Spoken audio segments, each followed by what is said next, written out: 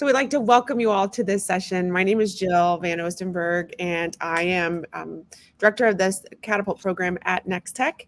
And I'm happy to have Keenan Keller and also Shana Bailey here, who are past Catapult interns. So who better to just talk about how to navigate your future, how to set it up for after high school than two amazing people who have been where you are, and maybe they have answers to questions you might have about how you get where they are. So without any further ado, I'm just going to ask questions and we're just going to have a conversation. So how about if we just start with the first one, which is like an elevator speech. Tell us about yourselves. So Keenan, why don't you start? Yep. So I started my CS journey in my junior year of high school. I went to a technical school for half days for software development.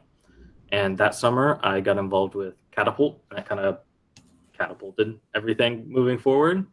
Um, the summer after that, I had an internship at a local software company doing AI and like computer vision stuff. And then after that, I moved down into doing firmware. And I'm at Purdue University doing systems and programming languages. So a lot of low level kind of CS fundamentals, and that's where I've been focusing. Yeah. So I just like to write code. And I like to teach people about it. Okay, cool. Hi, everybody. My name is Shana Bailey. I'm a senior at Purdue University, Indianapolis, majoring in cybersecurity. My journey with just thinking about tech and stuff was kind of funny because, like, the best timing, of course, with my high school. I graduated from Shortridge, go Blue Devils, but of course they introduced computer science after it's already, I can't change it. So I was like, we'll do some independent stuff. And I've been liking computer science since then. And I've done some internships and I've come back to Next Tech. And I'm just glad to be able to talk to everybody today. Yeah. So let's talk about really when you first felt like you were interested in computer science and technology. A lot of people say it was when I was playing video games. I wanted to understand how things worked. So I know you kind of both hit on that a little bit, but what do you think was the aha moment where you're like, this is something that I see myself doing in the future? Mm-hmm. Oh, well, I can go first. Is it okay? Yeah. Well, I guess my first earliest memory, and this is probably the most generic thing I can think of, is I was always one of those kids that really liked taking things apart. To my mom's annoyance, of course. I'm talking like alarm clocks, I'm talking radios, I'm talking like remotes, I'm like popping the backs out of things. And my mom, she was like, as long as you don't get to anything expensive, then we're okay. But like, let's foster that that growth and curiosity. So once I got into high school, I knew that I was interested in technology because I guess that's just kind of been what I've always been like career field wise most interested in, because it has such a broad range of things that I could do. So I was just like, this sounds cool and kind of want to learn more. But again, since at my high school at the time there was only one diploma path, I didn't have any options to take computer science classes. So I was just like, let's learn some stuff by ourselves and do some hackathons, and YouTube is your best friend, definitely, if you want to learn new stuff. So that's kind of how I got there. I always kind of knew that I wanted to solve problems. My grandpa's an engineer, so I always knew I wanted to do something related to engineering. And then probably around middle school, I really got into computers and watching a bunch of videos on YouTube on how computers work and all that. And then around high school, like I said, I found coding and computer science, and I found that I was pretty good at it. And then I just kind of took that and ran. Well, so now that we know how you got interested, what kinds of things did you do in high school to grow that interest or to make yourself learn more? Like I said, I took a I was really fortunate to have the opportunity to do half days at a technical center where I, did software development for half the day, and then also really fortunate to be in one of the cities that has Catapult to be able to learn over the summer, and then besides that, just doing a lot of research on my own, watching a lot of videos, just being a really big nerd about it. Um, and that kind of just kept snowballing. And then eventually we are where we are today. Well, yeah, I was going to say my kind of journey, I guess, is kind of completely opposite of yours because I was pretty much my whole high school, like all 4 years, I was performing arts, theater, singing kind of gal. So when it came to me trying to foster my interest in technology, all of that was very self-imposed. So I knew that there was no opportunities at the time for me to learn what I needed to learn or wanted to, I guess, kind of get ahead with kind of figuring out, ooh, like what is computer science? Like what kind of coding languages are there? So I had to take responsibility for myself in trying to figure out those things. So, I mean, I did, like you said, Keenan, YouTube, just trying stuff out, breaking a bunch of stuff. My laptop was very mad at me at the time. I'm like running multiple programs at once. I'm just like hoping my computer doesn't blow up. So I got there eventually, but I started from somewhere that was very not unsupportive, but it was just not a lot of resources at the time. So it's one of those situations where you had to make your own, and it worked out for me. And for the other people that could find themselves in the same experience or have a similar experience right now, it's definitely possible for you to grow in tech that way. Mm-hmm. Did you participate in extracurriculars when you were in high school? And while you speak to that, let us know if you think that's an important thing to do. Well, I can go. Well, I did briefly touch on that performing arts, so I did. Oh boy. I did musical theater, I did theater, I did choir. I also did like set design and also costume design and like hair and makeup and things like that. And I was also the president of our Theater Honor Society, and I was the co-president of our Tri-M Honor Society, which is like music based and stuff like that. So again, not at all technology. I was not in robotics. That was not a thing that we had. So, and the good thing about, really figuring out what you're passionate about, because you can like arts and you can also like technology at the same time. So colleges are also into that, just knowing that you have multiple fields and being able to split your attention in different places. So that's also a really cool thing about having like a non-traditional or non-tech traditional, like expected hobbies and extracurriculars in high school too. Yeah. I did a lot of tech stuff in high school. So I founded the CS club at the high school I went to. I also participated in robotics, and besides that, those were really the only two CS things I did. I wrestled for a year, which was pretty fun. And then outside of school, I worked a lot, whether that be at my internship or I had a job in fast food for the first 3 years of high school, which really helped me develop people skills. And I think colleges care about that quite a bit because like you can be an A-star student over 4.0 GPA, but if you're only focused on school, there's a lot of people like that. So you got to do something to set yourself apart. And not even talking about colleges, extracurriculars are really important just for personal growth. Yeah, just exactly. finding what you want to do and developing those skills even more. Well, there's a really great question here that was my next question from someone who is joining us for this session. And I think, remember everyone who's here, you feel free to ask questions, but they say, where did it go? What is your biggest regret from high school that you wish you would have done in order to prepare yourself for the future? I was going to ask, what do you wish you would have participated in high school? So this is a cool question. Yeah, what do you wish? Mainly, I wish that I really got involved in like the tech side of stuff earlier because um, really in CS, the main thing that goes into development, firstly, is passion for it and wanting to do it, and secondly is time in the seat, just coding, a lot of practice. It's a very much a hands-on. It engages your entire brain. So 2 more years of practice would have made me a totally different person. Um, so I wish I just found that earlier, but I'm lucky to have found it at all. Yeah, Mhm. good point. Definitely.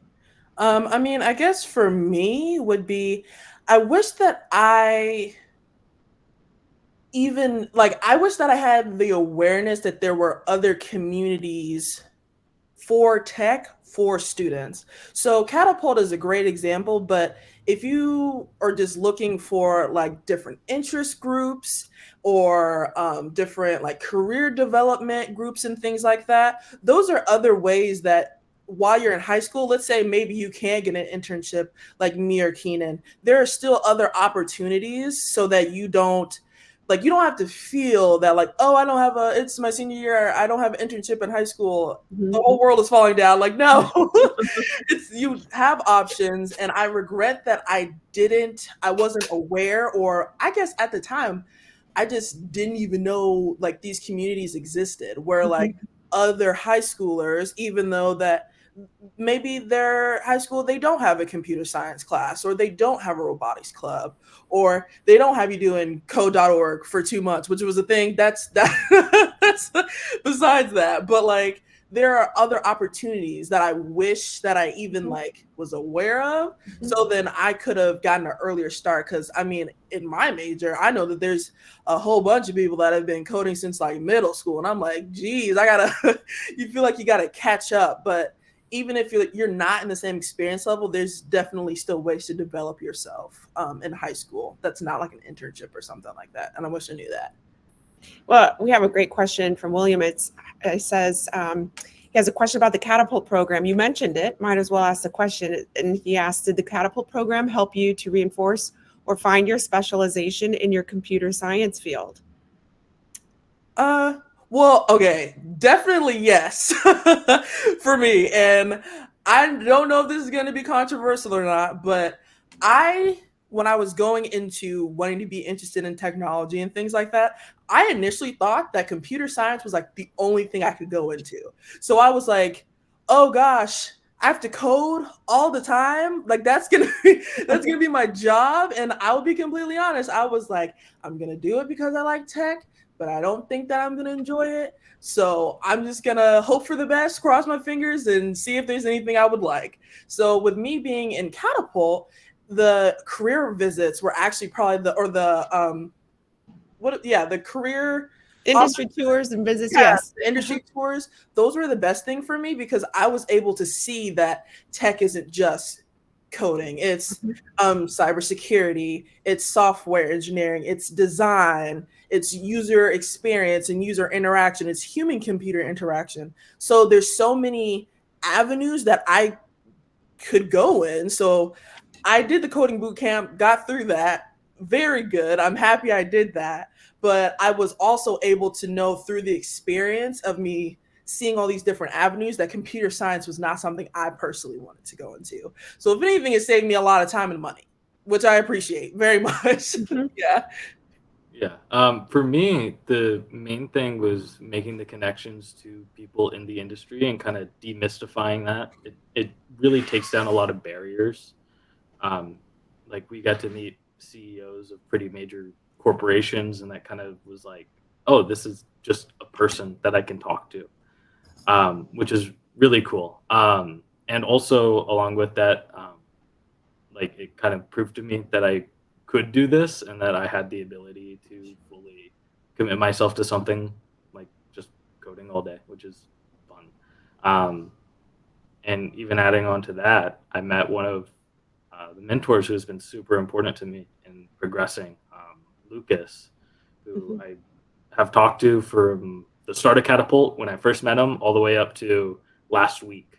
So it's great just to meet people who can really help you along your journey. That's a great just way to talk about a program that kind of helped shape your future. But here's a question I wonder. How did you know to look forward, to look toward the future when you were deciding what to do in high school? Like, how did you know to do that? Is Yeah. my camera frozen for you? Yeah, it froze right. Yeah. It's like I'm gonna leave and then join back. Yeah, leave and come back and we'll let Shay answer that. Okay. So I guess my two main reasons that I knew that I had to look forward is because one, I knew that when it comes to paying for college, I had a set amount of funding and scholarships that I knew that I was going to have.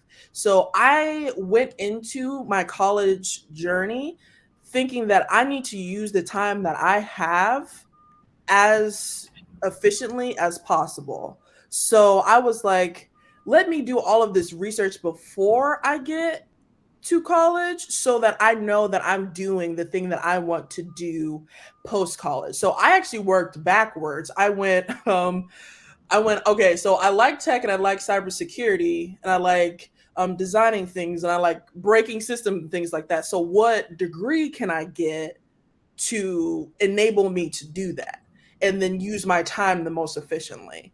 So that's the main one. And also, it's just that I knew that I was going to be a first generation college graduate in my family. So I wanted to be able to go into college and attending my classes and pursuing my degree in a way that's sustainable for me. So I didn't want to be like jumping around to, because I mean, I know some people where one of my friends, she was like three different majors. She went from like nursing to communications and history, and then she landed in cybersecurity. And that is a completely valid path if you want to explore and see what all your avenues are. But I just knew that me personally, that's how I had to go about it. So yeah.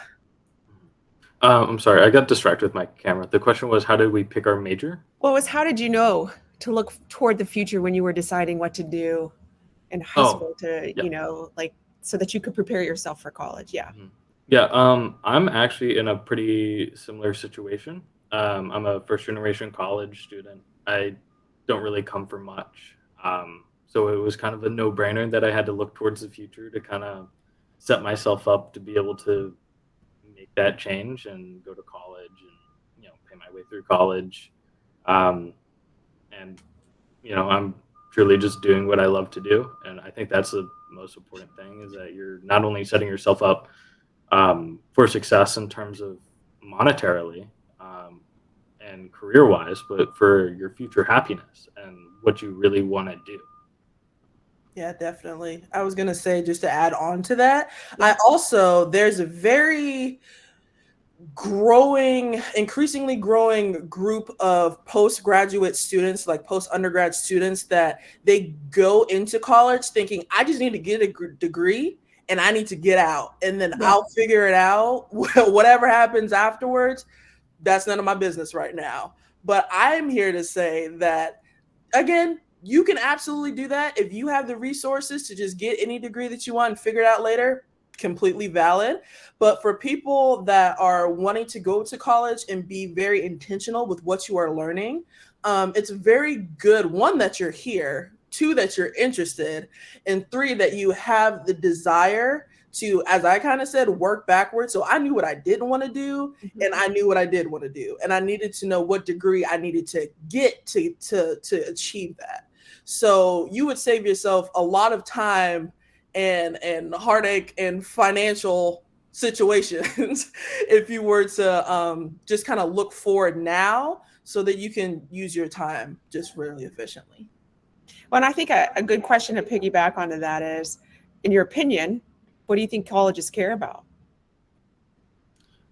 For me, I think that it's a mix of academics and extracurriculars, because they obviously, especially an institution like Purdue, they're going to take the best people that they can, just because of the level of academics that you're going to have to do at Purdue. And I feel like that it's the same for any major college, really. But a lot of people have really good academics. Like even if you're in the top 10 of your high school, you got to think how many high schools are out there. Yeah. And there's 10 people from every single high school who probably have a similar, if not better, resume than you.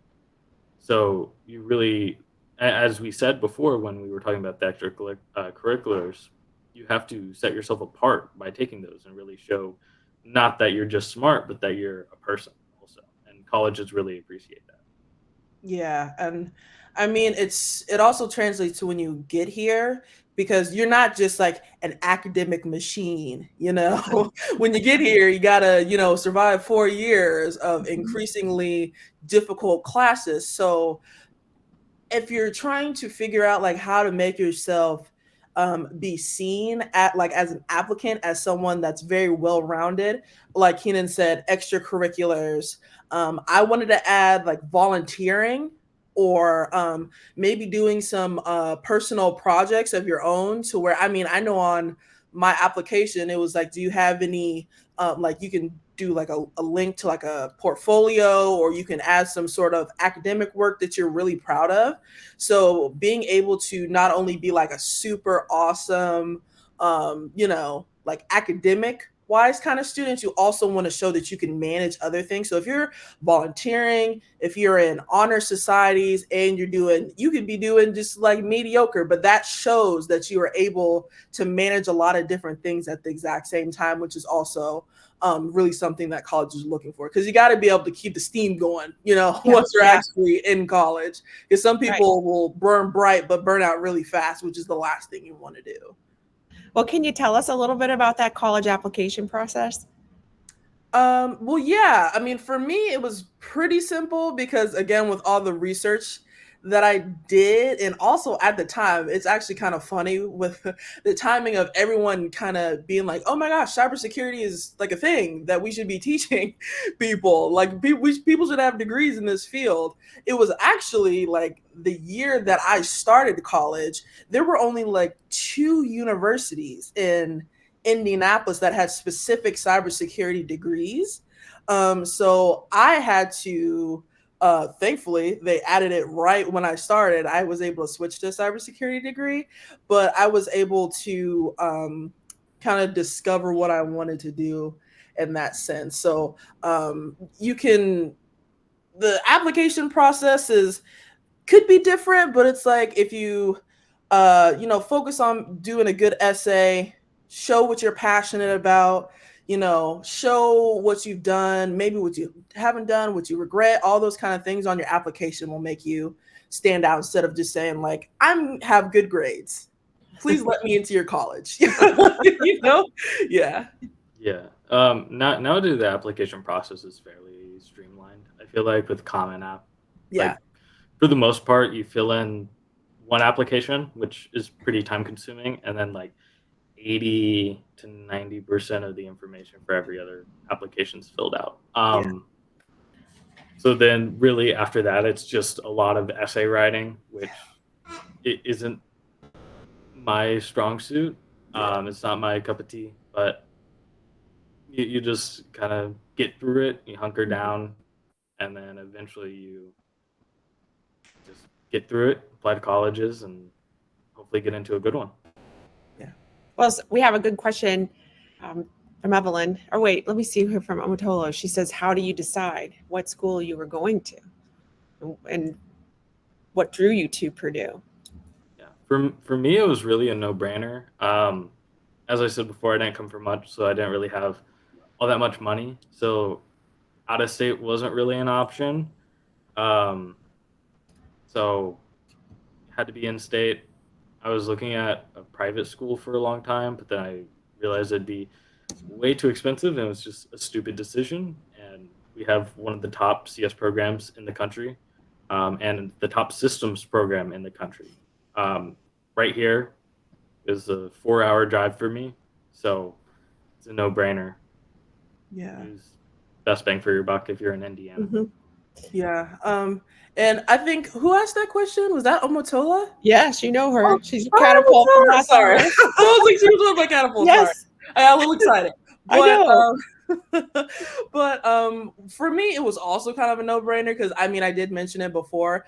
I didn't have a lot of options. It was either IUPUI at the time, or I think it was no, not Purdue. It was like Butler or something. And then it was like the year after. So after I got into my sophomore year, then everyone was like, "Oh my gosh, cybersecurity! Let's make that a thing." Yes, degrees. Let's do that. So at the time, it was between like again Butler and IUPUI, and I was like, I kind of also liked that I was going to be towards downtown, and I would be able to have like those different opportunities, like being closer in proximity to those tech companies. So that it was a really easy choice for me too. Yeah. Well, here's a good question. How's the dorm food at Purdue specifically, but probably in general? Uh huh. Yeah. Um, It's all right. It's not the I best. was It's not the worst. yeah, I mean, I was gonna say at well, it's IU Indy technically, but Purdue, it's a whole thing. At University Tower, University Dining, we're just gonna say in general. That's where our main like food hall, dining hall is, and they have a lot of different options if you're vegan, vegetarian, gluten free, all that cool stuff. They do fresh food. And they also, I like that there's a lot of different places on campus. So in our campus center, we have like a salad place, we have like an Indian food place, we have there was a new one that's like Latin fusion. That's pretty cool. Like Pizza Hut, Chick-fil-A, all that kind of stuff. And also, if you have like a Crimson card, which is like like your ID, you can go on different to different restaurants that are in proximity to the campus, and you can use like the cash that you have loaded on there for your dining plan at those places too. So it's pretty. I would say it's above average, and I've definitely had worse. So it's like above average to like good. Yeah. Do you both live on campus or do you commute to school each day? I'm a commuter, so the only times that I have had to experience, well, when I have those, well, it was a lot worse in my freshman year when I had like one class at like 9 and then another class at like 4:30. I'm like, I'm not driving home. I'm not. I'm here for the whole day. So I had to do like multiple meals there. So I got the most experience like trying out all the different places then. But I am a commuter, so home food very good, but also dining hall food very good also. I live on campus, which is nice because everything's pretty close. I live in a building with a dining hall, which is nice because I just go down like 4 floors and it's right there, and I can Yeah, get that's awesome. whatever I want. And in my opinion, it's the best dining hall. Hilly, it's really good. This it's actually the food's gotten a lot better this year. I would say actually. Mhm. Hilly added steak every Whoa. Tuesday, and it's surprisingly good. It's like if you go to like a mid tier steakhouse and you get like their like sirloin, it tastes pretty similar. Yeah, So it's not bad, and no food poisoning from it. So that's good. that's That's good. good. That's good. That's like judgment. Yeah. Well, how do you think you survive your freshman year in college? I it, mean, it's rough. yeah, It I can was be. gonna say I'm not gonna lie to you. Yeah, I'm not gonna but lie to you. I mean, do you not want gonna to share? sugarcoat it. It's extremely different from high school. I'm sure we both have different experiences because I moved away 4 hours, and you grew up in Indy and you're going to school in Indy. So, like, I'm 4 hours away from my family. If something goes wrong, it's on me to fix it. Yeah, And especially freshman year is rough because I didn't have like Purdue. You can't have a car on campus freshman year. yeah, that's crazy. So I I get remember. dropped off 4 hours from home, no way back without someone driving 4 hours to pick me up. So Mhm. I'm kind of just stuck here. But eventually, you kind of get over the fear. You make friends. You start going to some clubs. You find out where to fill your time. You find out how to fill in your study times for classes, and you kind of get the ball rolling. It'd be really hard to kind of make that transition from having structured. You have a big block of time where you're in classes, and that's all you have to do. And instead, you have like 1 to 3 classes a day you go to, sometimes up to like 5 if you're an engineering student. Oh, boy. But for me, 1 to 3, you go to those, and then you try and slot in times in between. Yeah. I mean, for me, in like a more general sense, the way that I thought about it, I'm like, I'm a commuter. I know that I'm not necessarily connected to our campus in the same way that people that live on campus are. So I had to be very intentional about the way that I spent time on my campus. And I mean, for your first year, we had like it's called like first year seminar, where you have like a group of other freshmen that are in like CIT, so like the same technology school, but maybe not the same major. So we were doing different things, but we were also kind of coming together like once a week to be like, oh my gosh, that was so crazy. How are we all alive? Yes, good.